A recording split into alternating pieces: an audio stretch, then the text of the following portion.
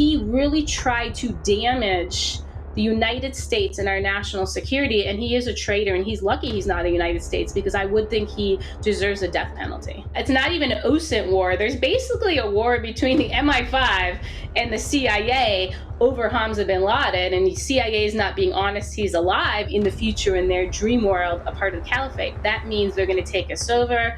They're going to change the way our government works, the way our system works, so we can become an Islamic society. And people need to understand that is the goal. The attackers are in country, to include the suicide bombers. The suicide vests are in country, and the weapons are in country. Just to maintain terrorists in the United States for that long, not get them caught or thwarted, is complicated, it's expensive. So we do believe still the intent is for the attack to occur in 2025, and they are ready to do it, and they're well trained. There are pipelines up through Mexico. So they're actually mostly run by China and Russia that Al-Qaeda is using through Mexico. Sarah Adams is a former CIA intelligence analyst and targeter, senior advisor to the US House of Representatives Select Committee on Benghazi, and co-author of the Know Thy Enemy series, which offers in-depth investigations into the infamous Benghazi, Abbey Gate, and October 7th terror attacks. Now Sarah is issuing an entirely new warning. A warning of the most perilous security environment the world has seen since 9/11, an imminent attack on the United States homeland, and how America's enemies, ranging from terror groups like Al-Qaeda and the Taliban to great powers like China and Russia, are coordinating to bring it all to fruition. The only question is anyone going to listen before it's too late? Today we have Sarah Adams. She needs no introduction. But to get started, if you don't mind, I've become quite a fan of your X account recently, and I want to read one of your recent posts because I think it really encompasses a lot that's going on that people might not be fully aware of. On your X, you posted, both Al-Qaeda and ISIS are fully operational Afghanistan, Pakistan border region and pose a greater threat now than at any time in the last 20 years. The idea that the ISIS fight is primarily inside Syria is outdated. Most of ISIS's senior leadership relocated to Afghanistan and Pakistan 3 years ago. Meanwhile, the U.S. is funding a fake ISIS fight in Syria through the DoD while also pretending there's a joint counter-ISKP effort with the Taliban. It's time for honesty. Our current strategy ignores the real threat. So with that in mind, I just want to start with one simple question. Are Americans today secure? Well, I mean, Americans aren't secure. The main reason is obviously because of the open border policy, right? And a lot of nefarious actors came in, not just terrorists. So we are at our least secure point since 9/11, in my opinion.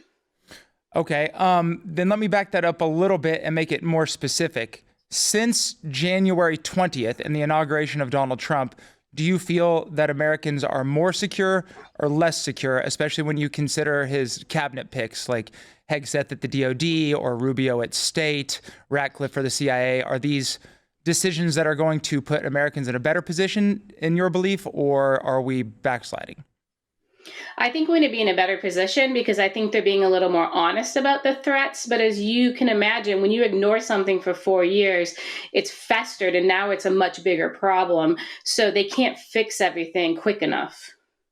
And what are the biggest challenges that this administration is going to have to face? What are the fixes that need to be made, kind of from ones they can do quickly to ones that are going to take more long-term strategic planning? Yeah, I mean, quick fixes are tough, right? I think the near-term issue is going to be a major terrorist attack, because as you can imagine, when that happens, it throws your whole agenda off. So I think that needs to be a near-term focus. Obviously, the biggest issue is the border, but that's a long-term, that's going to take 30 years to fix at this point. So we have a lot of issues going on, and then we still have our near-peer problems, right? We have the Russia problem and the China problem that we have to deal with, but we've done a bad job of dealing with all the threats simultaneously, right? We're kind of like a dog chasing this toy and that toy and that toy, and we need a better strategy to counter all of it. Yeah, I agree. And you brought up a lot of different points that I definitely want to touch on throughout this interview, especially Russia, China, the border. I think they all kind of sort of interlocate at a certain position. You can't really separate one from the other. But on the note of the inauguration and obviously Trump taking over for the Biden administration, I want to go back a few years to another sort of nexus in the Biden-Trump crossover, which would have been the Afghanistan withdrawal. So I remember sitting there watching that on TV thinking, I don't really know what, but it feels like something's drastically changing here. Sort of the same feeling that I have when I was watching 9/11 when I was a kid, although obviously viscerally it was a little bit different. So there's a bunch of arguments over what actually happened and what the effects of that will be. So from your expert, sort of viewpoint, where does the fault lie in our failed withdrawal? And given that we can all sort of agree that it was a failed withdrawal, how has that event changed the security outlook for everyday Americans? Yeah, so there's multiple faults. Obviously, we really shouldn't have done the Doha deal and made it solely with the Taliban and cut out the rest of the Afghan government. But in the Doha deal, we had red lines, right? And if Taliban crossed those red lines, the deal would be ended and we would keep troops in Afghanistan. And even in the deal, it wasn't clear we would pull out of Bagram. There was still going to be a number of troops that stayed in Bagram. So the deal wasn't even followed to the T. The Biden administration quickly wanted to pull everyone out. They set an arbitrary date of 9/11, and they didn't even start planning an actual withdrawal of people until August 15th. So think about that. They gave themselves less than a month to even do it. The attack happened, at Abbey Gate, and then they basically closed down within days, right? So the withdrawal, as you can imagine, shifted the balance of power to the enemy. Now, in Afghanistan, it shifted the power to the enemy to the terrorists. But Russia saw this as weakness, right? And it's why they thought now is an opportune time to do Ukraine. And then the terrorists in general, especially Iran, saw this as a weakness. And that's why they pushed forward really strong using Hamas, Al-Qaeda, and the Taliban to do the attacks, in Israel, in 2023, right? So this has been a continued catalyst of failure. And then we had the Syrian blitzkrieg, obviously, in November, another aftermath of the fall of Kabul. So when I was reading some of your work, it continuously shocked me how interrelated all of these different groups were. But I want to start with the Taliban because I remember when they took over, there was this false promise that they're going to normalize, they're going to institute, reforms that make them more of a normal actor on the world stage. And of course, we learned very quickly that that was all one big lie. I think most of us realized that from the beginning. But what was the goal, or what was the realistic idea that the Taliban would normalize, or was there ever one? And what has the Taliban done since they've actually taken power in Afghanistan? Yeah, all that was short-sighted. It was Taliban, in our government's opinion, was the most powerful entity in the country. We want to get out. We'll just hand the country to the Taliban. They'll leave us alone, we'll leave them alone, and we can move on, right? That was the belief. Obviously, that's not true. Now, what the Taliban then did, as we've talked about, so, it fell in August of 2021. By November of 2021, they were already issuing passports to terrorists. You could come on Thursday, be a terrorist from any group, and get passports. That November, they also met for the first time with Giuliani and started planning the Syrian blitzkrieg. In March, the next March of 2022 is when they sat down and started planning the Hamas attacks with Iran, Al-Qaeda, and Hamas, right? It moved that quickly. Within 6 months, they planned those two huge events, and look what happened when they actually went to fruition. Right. So you're telling me, and it's not just you making these claims very clearly, it's well understood that the Taliban is working with all these other groups, and clearly they're not going to be a normal actor on the world stage. So why, from what I can tell, is so much American taxpayer money going to fund the Taliban? And we know this because you can finally see some senators trying to do something, right? Senator Sheehy in Tuberville proposed a bill to stop it, and the West Virginia Senator Shelley Moore Capito also just recently introduced legislation that would stop American taxpayer funds from going to the Taliban and then going to other terrorist groups. Why is this still happening? We do this everywhere, which is really unfortunate, right? We throw money at a problem. We even throw money at our enemy. And with Afghanistan, there's two pots of money that are a problem. We send humanitarian aid that we say is going to help the people who aren't being taken care of by the Taliban, but it's going to the Taliban. And then we send counterterrorism dollars to the Taliban for this fake ISIS fight the CIA and the DoD have, the Taliban to them is their key counterterrorism ally against ISIS. It's the biggest joke. ISIS has grown threefold in the last 3 years, but they're lying and saying it's their key ally. So you're saying that the Taliban is funding groups like Al-Qaeda and also Hamas, but then they're also claiming to help us on the counterterrorism fight with ISIS.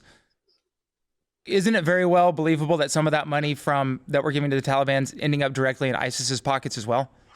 It is. We actually followed some of the money, and it went straight from the Ministry of Interior building in Kabul to ISIS training camps in Afghanistan. And even our government is lying and saying there are no ISIS training camps anymore in Afghanistan. They were closed down. Actually, the biggest camp, it's really funny. Do you remember when we dropped that big Moab, that huge bomb? So they built a camp there, and it's an ISIS, Al-Qaeda, Taliban camp. It's gigantic. It's one of the biggest camps in Afghanistan. Oh, so and our government saying ISIS, Al-Qaeda, and the Taliban in one camp? They all share the same camp. It's gigantic. And then we have our government saying, oh yeah, they're fighting ISIS and there's no more ISIS in Afghanistan. It's like this insane world we've now lived in when you can see these things on imagery.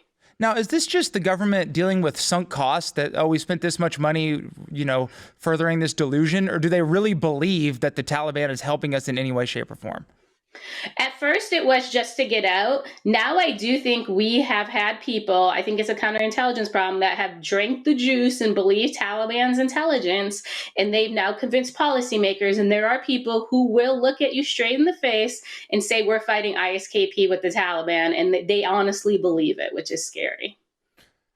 Well, I would hope that we're going to see a little bit of a change with that with the new intelligence apparatus that's hopefully being formed, but I want to get to one specific group, and I know for people in your world, and I have, after reading a lot of your work, I have so much more respect for Middle East intelligence gathering, because just keeping the web of names straight seems like a full-time job.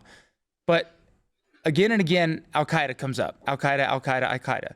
I think most Americans, when Osama bin Laden was killed by the SEALs, kind of stopped thinking about Al-Qaeda at all. So what is the current status of Al-Qaeda, and what are their goals considering their jihad or their views for America?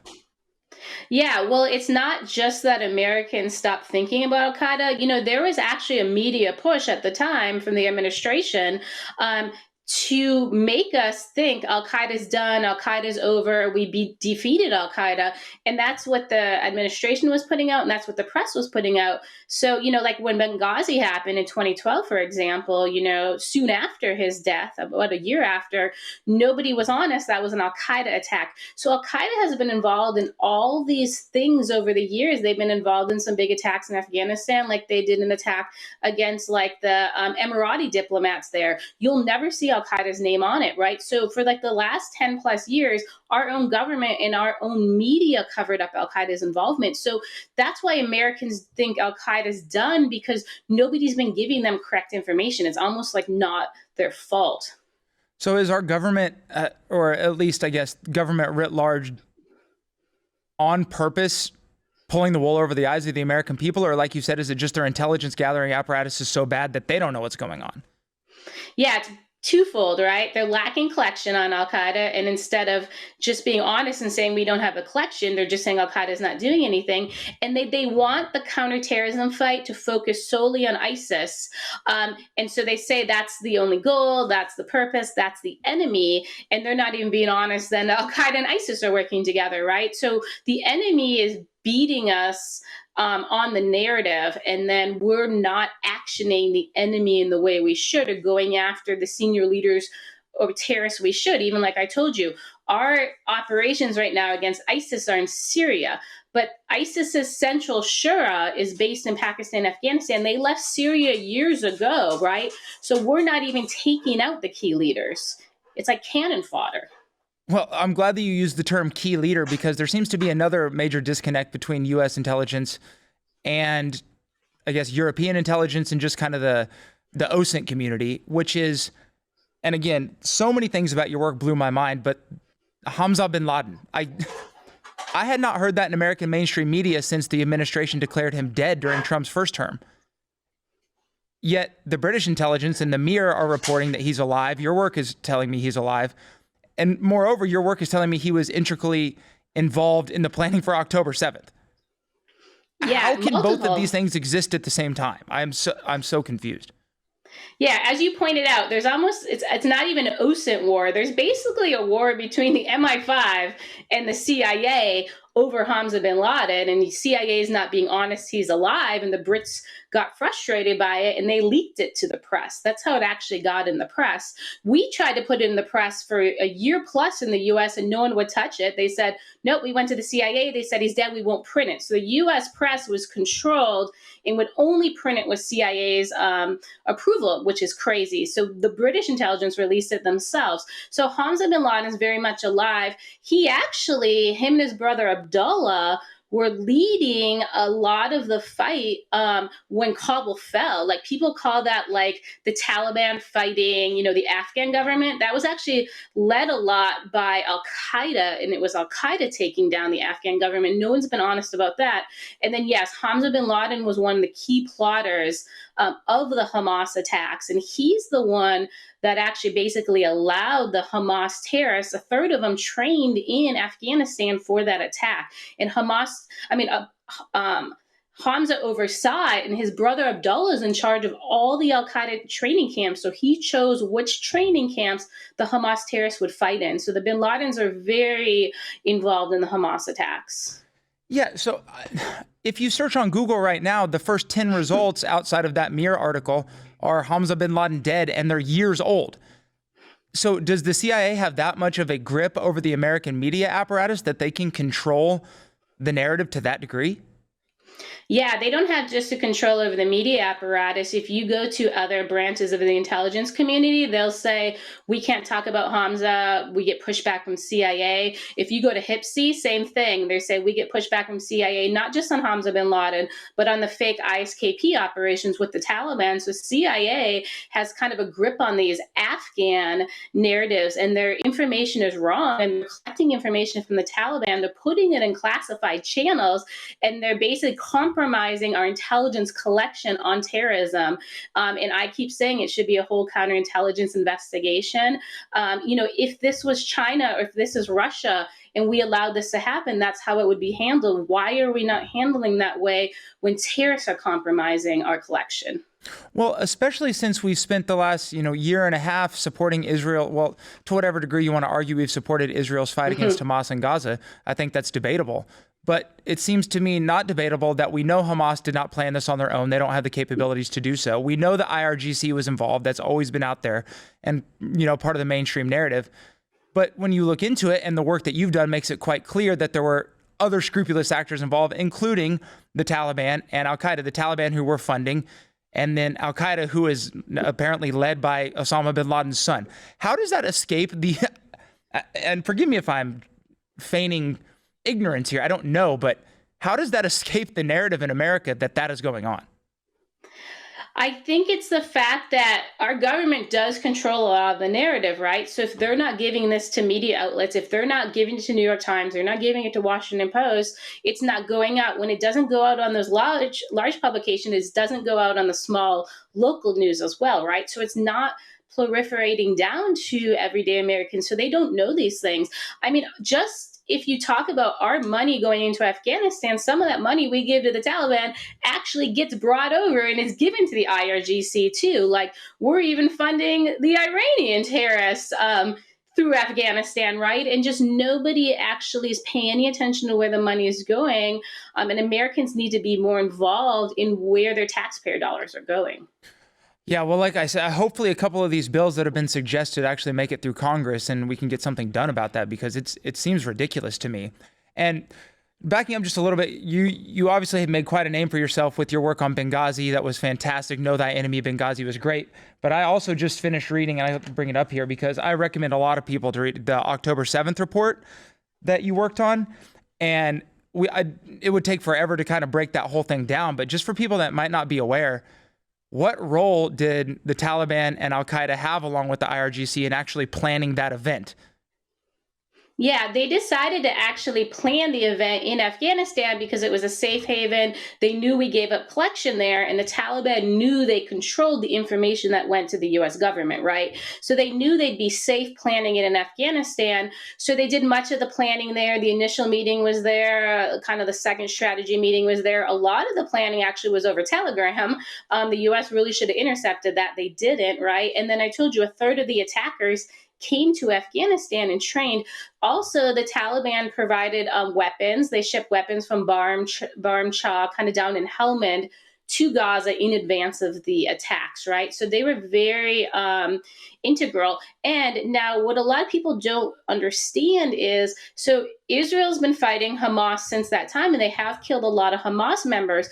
But instead of the 5 to 6 camps the Taliban allowed Hamas to use to prepare for the attacks, they opened it up to a dozen. So now a dozen Al-Qaeda camps in Afghanistan train Hamas fighters. So when you kill one in Israel, they train 3. So they have now made more Hamas terrorists than were killed in Israel. And because we're not bombing their camps, we're allowing Hamas to basically be reconstituted in Afghanistan.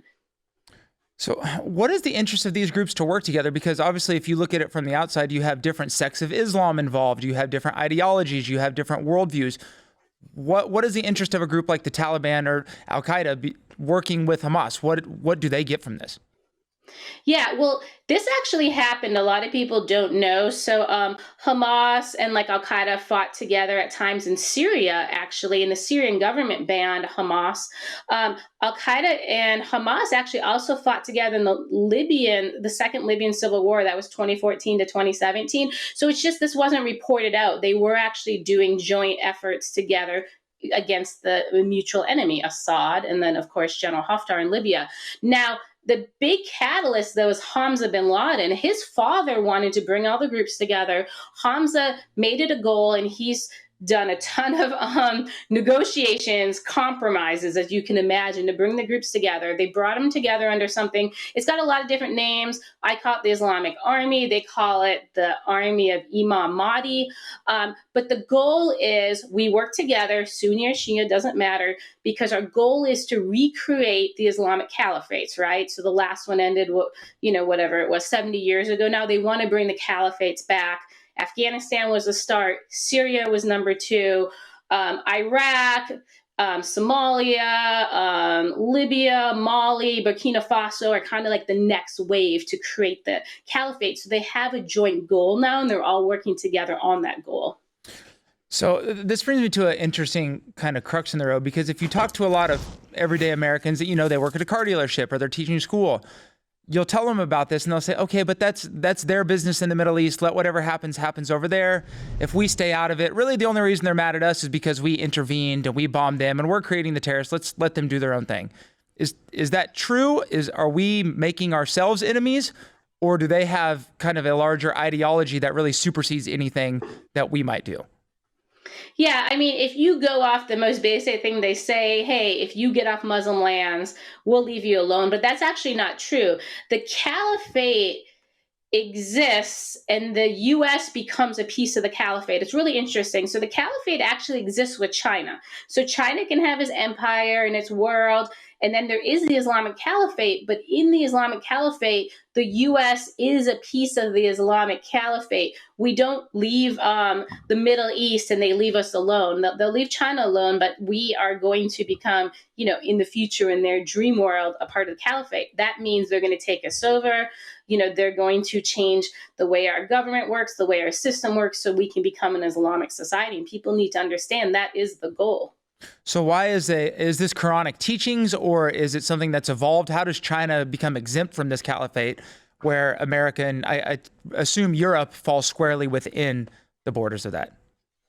Yeah, I mean, obviously Spain is the biggest piece they want to retake as the caliphate once they finish off North Africa and they go up to Spain, right? So Europe is a huge piece of it.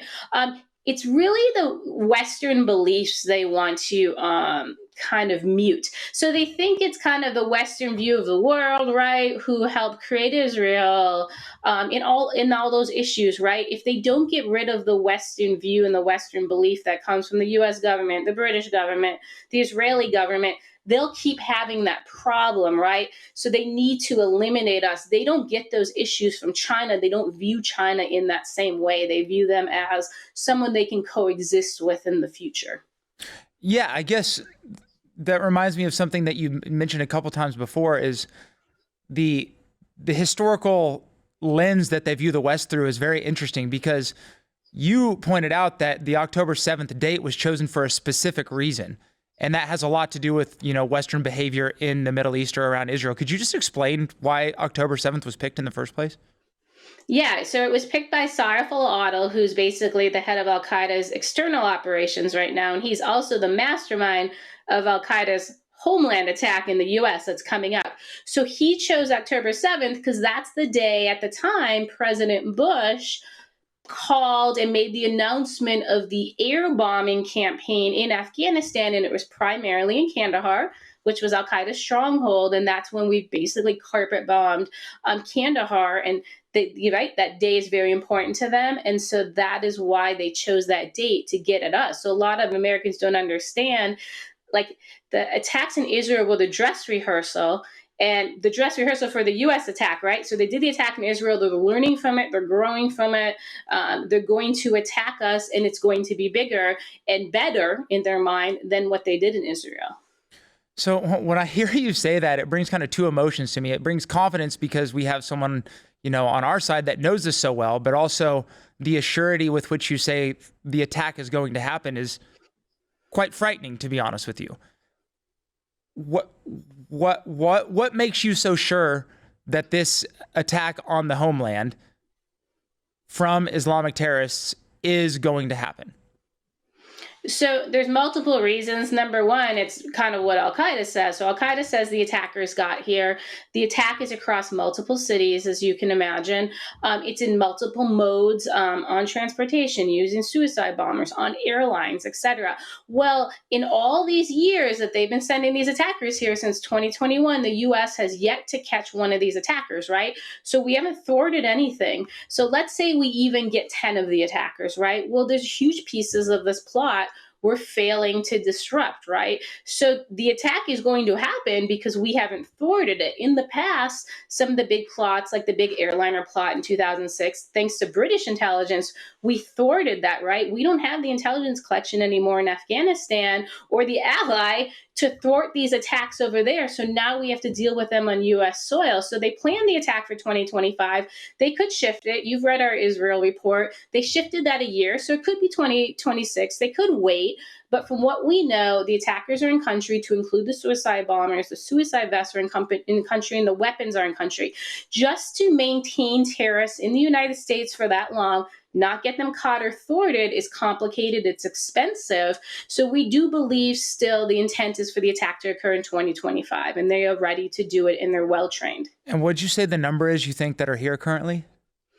So there's different estimates. Al-Qaeda says they sent 1,000. I think it could be slightly exaggerated, but as you know, it was 1,400 for the Hamas attacks. So the number isn't off. I care less about the exact number of attackers. I do believe 10% is going to be suicide bombers, and I feel strongly. So I think suicide bombers are between 75 and 100. I think that number is pretty accurate. So I do think we just need to deal with the fact there's going to be an attack. I don't care if it's 200 terrorists or 400 terrorists, right? Our community has never even had attacks where there's like more than 5. So it's going to be a whole different scenario we need to deal with. And these teams did train in groups of 5 to 7. So communities at the very least have to plan for an attack using 5 to 7 terrorists. Well, yeah, I guess if you look at places like Mumbai, it doesn't take an overwhelming amount of people to cause vast amounts of damage. But you see what happened with ISIS in Russia or Moscow, and you see in Mumbai, and you see places in Africa quite frequently. And you think, okay, well, after 9/11, we kind of got a handle on this. But then you remember, like 10 years later, we had the Boston Marathon bombings. Those were a little bit of a lone wolf, but still the same ideology. So what is being done now that obviously people at higher levels are aware of this, and we have a new administration? Is there anything going on to prepare and arm the public to better respond to what sounds like would be a tragedy? Yeah, we haven't seen anything pushed down. I mean, it was publicly known. I went and talked to like Governor DeSantis. I live in Florida, and he wasn't giving anything from the federal government on terrorist threats at all. So we've been trying to push ground up, as you can imagine. Now, luckily, because there's this big initiative to deal with the border and to move people out of this country who shouldn't be here, we do hope some of the terrorists will get wrapped up in some of these kind of like ICE raids, right? But do they even know that these are the terrorists, right? Because that they're not, most of them aren't going to be on watch lists, right? These are new attackers. This will be the first big event, right? So we do have to do a lot of educating, and we do have to get people involved in the community level, because it's going to be communities likely that help thwart this.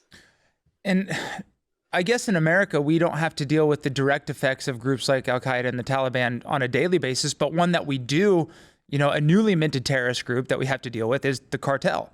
So do they have any role in funneling these terrorists over, funneling weapons over? Is there a place in the puzzle for the cartel at this point? Yeah, the interesting part is, so there are pipelines up through Mexico. So they're actually mostly run by China and Russia that Al-Qaeda is using through Mexico. And then Sirajuddin Haqqani from the Taliban has one. He runs with China too. And then it's China and Russia who make the relationships and have those long-standing kind of financial ties to the cartels. So, when we talk about all these threats, they really are all at the border, right? The terrorists are working, the cartels are working, Russia and China are working. It's kind of being ignored that this is being enabled by China and Russia. And I think that piece of it is being lost. So they're the connector between the terrorists and the cartels. And it is good now to see the cartels being looked at as terrorist groups, but there's still not this come togetherness of all these parties that people are understanding or working. Think about it. Someone works cartels, someone works terrorists. They don't even work terrorist groups together. I'm Al-Qaeda, I'm ISIS. Someone works China, someone works Russia. None of them all cross collaborate. So we don't have anyone tackling this problem the way it needs to be looked at. Well, that's a good chance to get into the Russia and China discussion, because this falls a little bit more in my background. So our near peer competitors, Russia, China, those are the two main ones. I want to start with Russia, though. So again, another thing that I could not believe is you said the initial attack on October 7th was actually supposed to happen in 2022. But for a myriad of logistical reasons and deaths of key leadership, that was pushed off. But Moscow was actually pushing Hamas to carry forward on October 7th, 2022. Why does Russia have such a vested interest in the Hamas attacks on Israel? Well, the interesting part is when they decided to plan the Hamas attacks, it was March, right after Russia invaded Ukraine. And the terrorists, especially Iran, said this is the time to do it because the U.S. is going to be focused on Ukraine with Russia. At that time is when they reached out to Russia and said, hey, are you okay with this?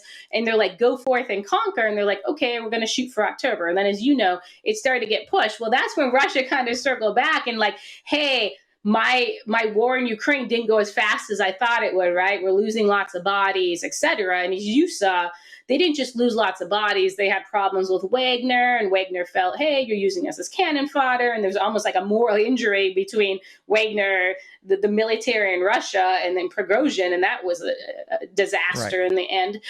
So Russia then started pushing, no, do it in 22, because it helps us. So Russia ended up getting more involved than when, you have our blessing, go forth and conquer. Now, since Russia has gotten extremely involved within Afghanistan, they're fixing a lot of the equipment we left damaged or weren't working. They got like the C-130s up and running again. Al-Qaeda set up all these labs, like some are chemical, biological, there's pieces working on uranium, etc. In these labs, there's Russian scientists, Chinese scientists, North Korean scientists, Pakistani scientists, and Iranian scientists. So if we don't understand that all of our enemies are coming together within Afghanistan, we're missing the boat. And they know they can, because they know we gave up collection there, so they know we're missing it. Well, I read somewhere that it was 97 to 98% of all intelligence gathering was lost after the pullout, which is insane. Yeah. And it seems like that has formed the perfect hotbed for all of our enemies to, hang out in like the group of doom and plot our demise, for lack of a better phrase. Yeah, and that figure comes from the general running CENTCOM, right? That's just not a number someone pulled out of their butt, right? He saw and watched all the collection we lost. So how does Russia work with or manipulate or be manipulated by these groups? Because as recently as prior to this interview, I checked, and the Taliban is still listed as a terrorist organization by the Russian government. Yet the Russian government invites them to the St. Petersburg Economic Forum and is trying to legitimize them as a state actor. So is this just all a charade? How does Russia manipulate these groups? Yeah, multiple pieces are at play here. They actually are taking the Taliban off the list in Russia. I don't know why it hasn't gone through yet, but Putin has announced it. Numerous things. They obviously want just the access in Afghanistan, as you can imagine. They saw the role Iran plays. Iran's very valuable to Russia, besides being a big piece of its drone program for Ukraine, right? So we focus on Afghanistan, but a big piece of this is the Russia-Iran relationship. And then when the Moscow attacks happened, Russia got forced to work with the Taliban, like we do, to go after ISKP, right? So that was then who they had to ally with, in their mind to deal with the ISKP threat, even though, as we know, the Taliban's playing both sides, and they were enablers of the attack in Moscow. Correct. So the Russians were fighting with everybody in Syria, I guess. And then they're supporting the Taliban, who was supporting their enemies in Syria. But now they're working with the Taliban to fight against ISIS to prevent attacks on their homeland. So forgive me if this web seems a little complicated. Yeah, and then when you talk about Syria, right, the Russians got pushed out of Syria. They basically pick up their main base, they move it to Libya, and that's its own mess, right? So yeah, it's at some point the Russia terrorist relationship has to implode, just like the US relationship with Taliban and Julani in Syria has to implode, right? Because these actors and these beliefs don't exist in the same world. And now that Russia's down in Libya, where they fight Al Qaeda and ISIS from, right? It's everything's going to implode with all this reliance on these terrorist proxies. Yeah, I mean, one would think so, but I guess what they're just trying to do, right, is use whatever chess piece they can as part of their larger gambit against the United States, correct?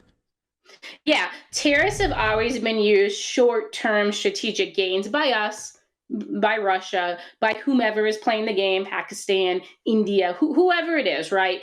And it's a short-term fix to their big problem, but then no one deals with, obviously, the after effect of now you made that enemy or that terrorist group stronger, more legitimate, you gave them advanced weaponry, etc. Well, on that note, if the terrorists are kind of a chess piece for the Russians, then at least as far as I can tell, and from everything that I know in my time in Asia, Russia is almost a chess piece for the Chinese because they are the big brother in the relationship now. They have the purse strings, they have the growing military, they have the better economy. I mean, I guess you could debate that on a couple fronts, but they're big brother now. So where does China fit into all this? Obviously, Afghanistan fell. They occupied that vacuum. What was that like? What did they see in Afghanistan when we withdrew? Well, the interesting part is China has always had the relationship, with the Taliban. And when we negotiated the Doha deal, we negotiated with a terrorist named Mullah Abdullah Ghani Baradar.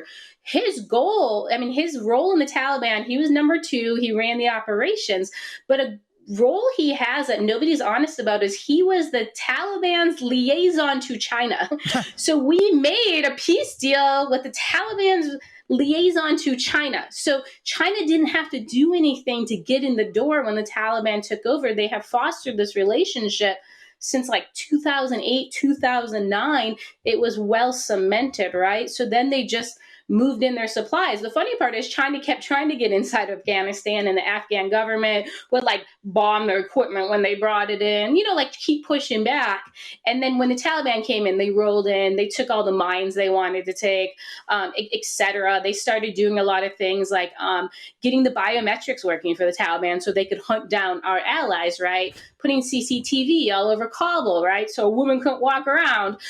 So China leaned in and did all the things too the Taliban needed, because China's really good at meeting your needs, right? They don't care. They don't care about human rights. They don't have that vested interest. Like, you need to protect the women, right? So they go in and they deliver what you want, and then they get what they want. And obviously they have access, to the uranium mines, the lithium mines, so many different things now in Afghanistan that we really never brought to the level it needed to be. Afghanistan could be a very wealthy country. The US didn't actually invest into those industries and really establish it, which is a very strange thing.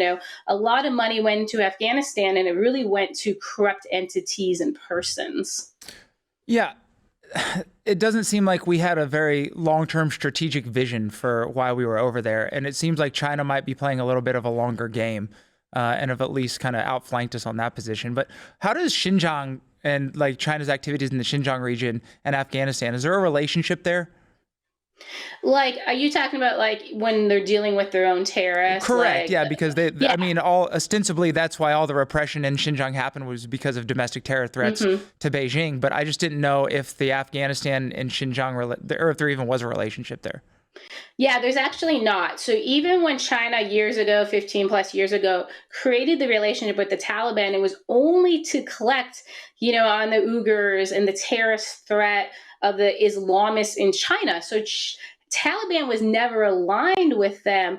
The funny part is, though, Taliban is aligned with Al-Qaeda, and over the years, Taliban and Al-Qaeda have come together, and Al-Qaeda is very close to ETIM, the East Turkmenistan, Islamic movement. That's basically the main terrorist group China is fighting. So the head of the group is, and you saw it in our paper, he's based in Kabul. He's in the safe house where one of the Hamas meetings was.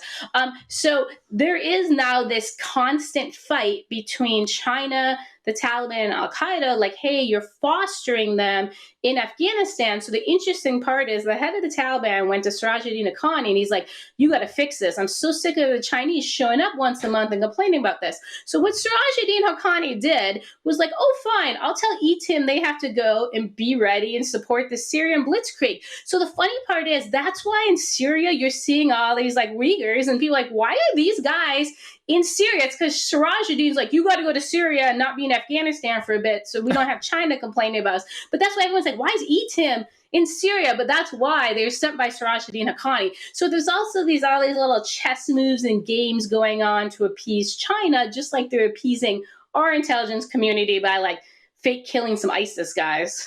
So I guess both sides are sort of getting what they want out of the relationship, at least in the short term. Well, they think they're getting what they want, right? China thinks the Taliban are pushing out ETIM, which they're not. They're just like, go fight here for a month or two and come back to Afghanistan. The U.S. thinks the Taliban's killing ISIS. They're killing random people and calling it ISIS. So ISIS is growing and we're not killing any of these people. So we're really not getting what we want either. We're actually helping grow ISIS. Oh, that's fun. I'm glad that our tax dollars are being put to good use. So on the China note, more specifically, the direct competition between China and the United States, I want to ask you a question that might come off as controversial, but I guess I don't really think so. But considering the hacks and the invasion of our critical infrastructure, like water plants and power plants, and the information campaigns online, economic subterfuge, IP theft, would it be fair to say that the United States and China are already at war in a sense?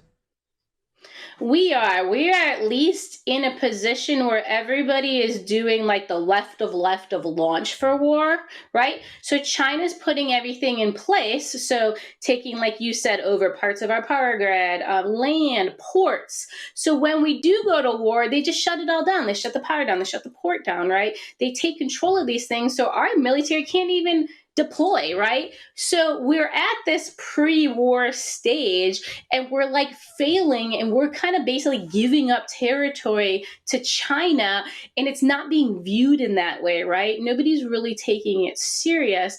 And it's getting to be dangerous. I don't know if you saw, it was like outside of Fort Bragg and those weird like Chechens were at the like special operator's house. Well, the really interesting thing I learned after the fact is they worked for a Chinese telecommunications company. And when that was given to the US government saying, you need to look into this is a bigger problem, it was ignored and no one cared. Nobody wanted to work it. Everyone's like, well, that's not really my job.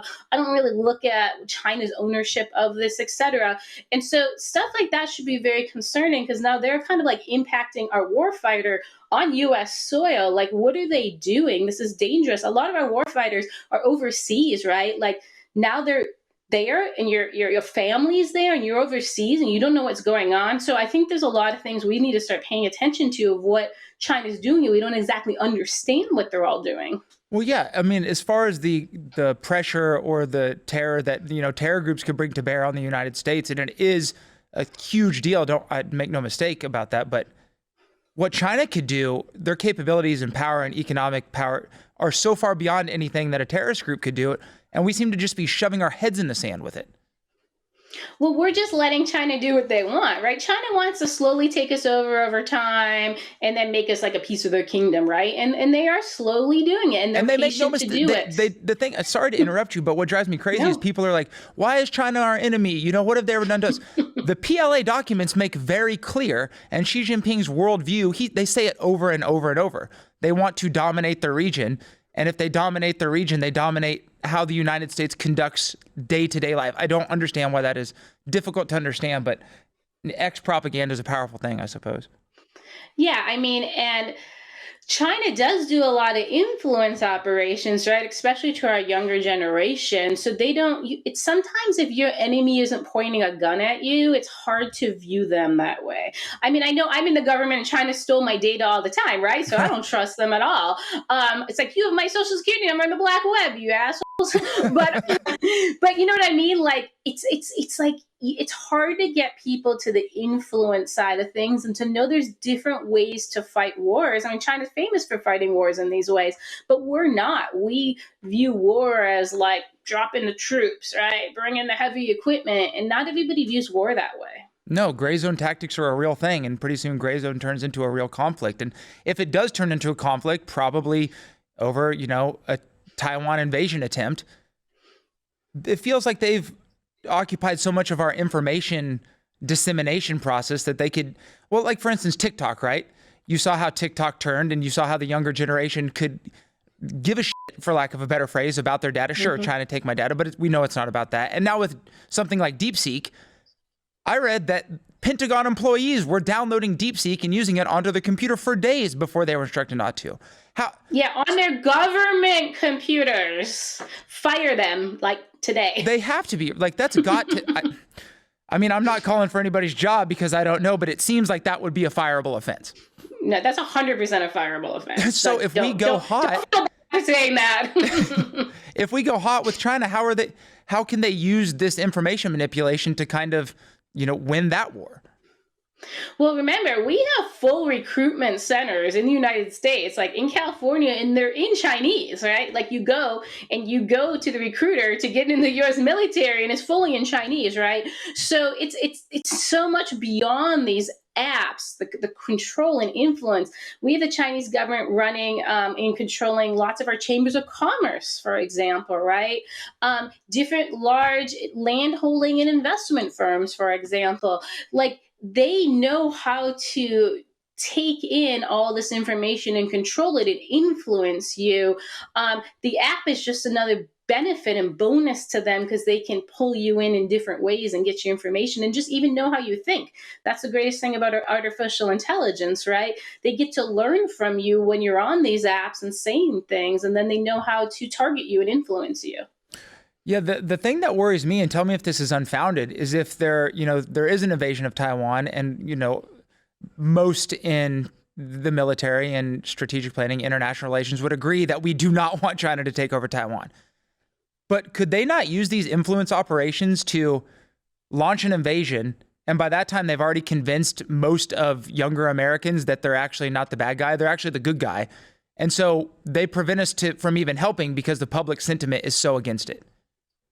Yeah, because it's the whole imperialism thing, or, the West shouldn't dictate what other countries do. If they make you believe the Taiwanese want to be a part of China, especially as China's slowly trying to put people into their political system. And over time, eventually the politicians in Taiwan will likely be pro-Chinese just because China's spending so much time and effort on it, right? So yeah, if you educate people saying, hey, all these problems happen because of British influence or US influence, then you do lose the support. We're having a lot of this information problem, in the Gaza region, right? So it shows how easy and simple this is to do to influence people.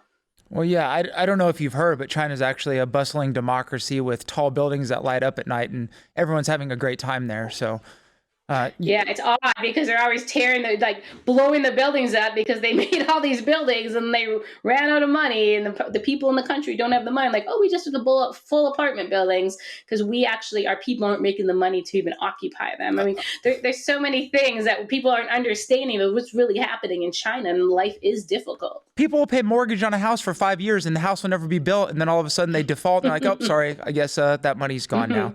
But yeah, it's just it's an insane place, and some insane things are happening over there. But do you? I don't know. I know Middle East is more your go-to zone, but would you say the likelihood of conflict with China, like real physical conflict, is something that America needs to be prepared for in the near future?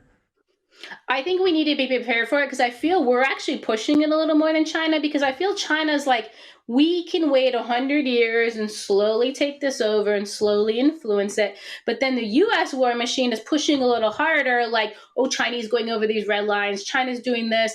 And the problem is China's advancing faster than us, right? I mean, the hypersonic weapon tests proved it. And it's making our government very nervous and very scared. And sometimes when that happens, they go on the offense, right?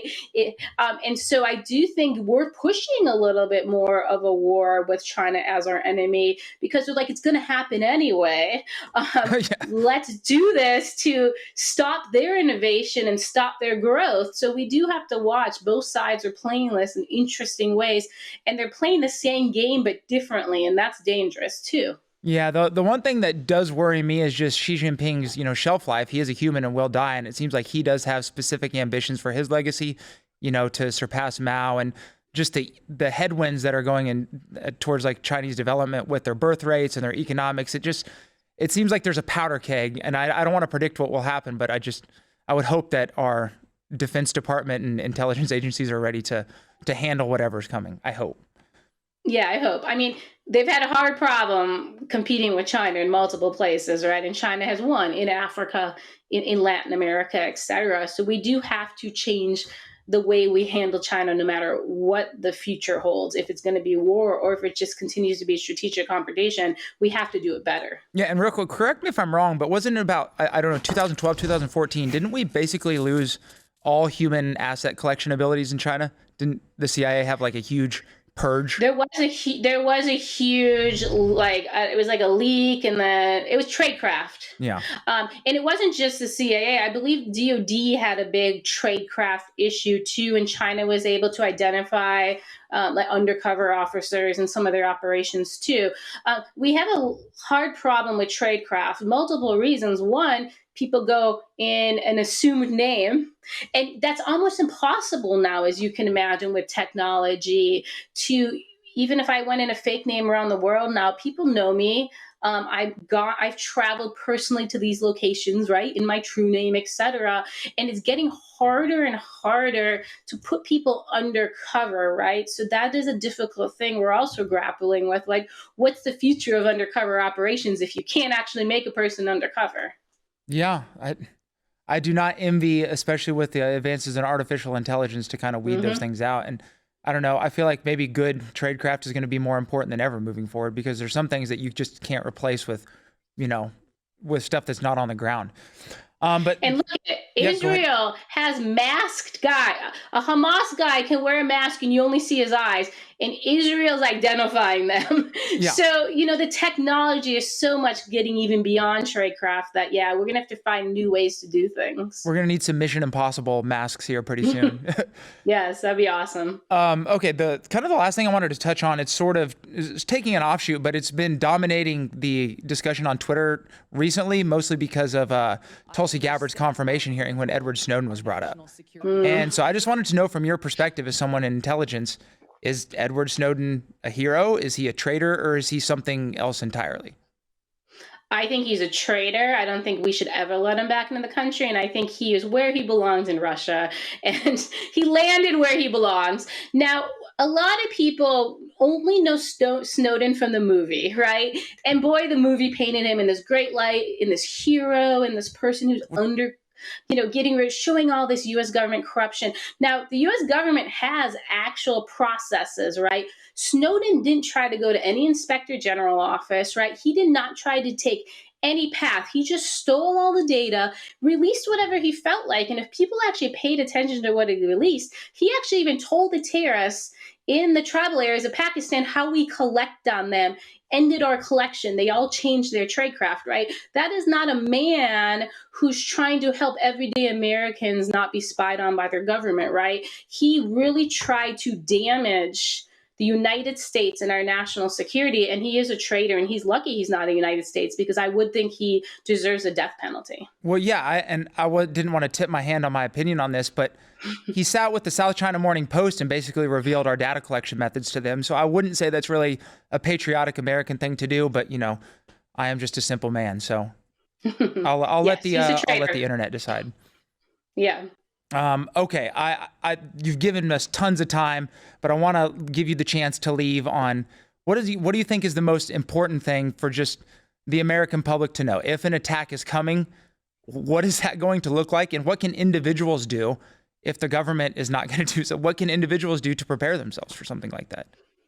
Yeah, I think really what we saw in North Carolina, during in the aftermath of the hurricane is such a good example of what you should expect, right?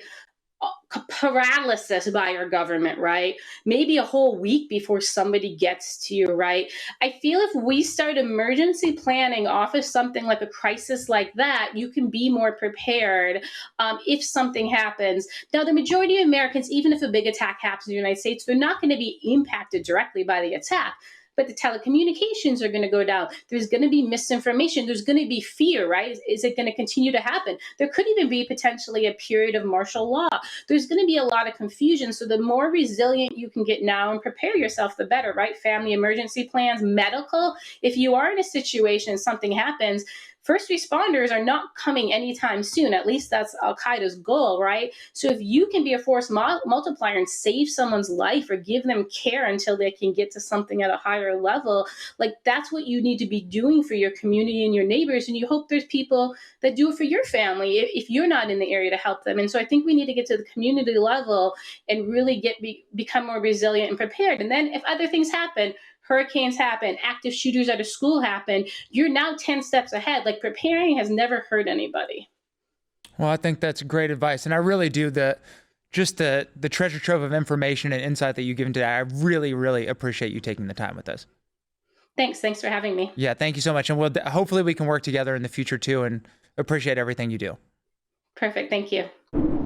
Click Rumble Premium and join now for $99 annually or $9.99 a month to get the entirely ad-free experience and exclusive content from Louder with Crowder, Nick DiPaolo, Mr. Guns and Gear, Donald Trump Jr., and an ever-expanding roster of content, creators, and free speech.